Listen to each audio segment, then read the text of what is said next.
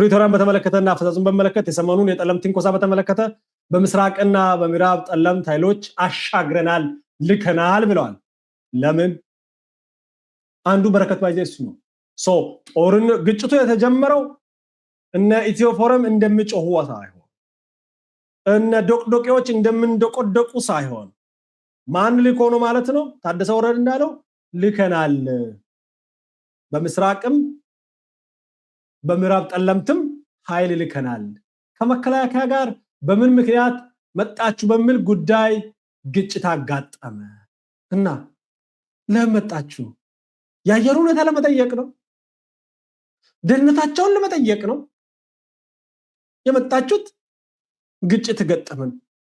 ግጭት ፍቅር ነበር እየተባባላችሁ ቀይ ምንጣፍ ተነጥፎ ነው። ቀይ ምንጣፍ እንኳን አይደለም ለሱ ነው የመጣችሁት። መጀመሪያ ሁለቱን አሻግራችሁ ለምን ላካችሁ? መጀመሪያ ተመስገን ነው ይሄን ማመናችሁ። ጠጥቶ ይሁን ሰክሮ አላውቅም። ኋላ ነው የሚቆጫቸው። ባይዘ ፕሮፓጋንዳ እንደተምታታባቸው የምታውቁት ደጋፊዎቻቸው በጣም የሚያሳፍሩት።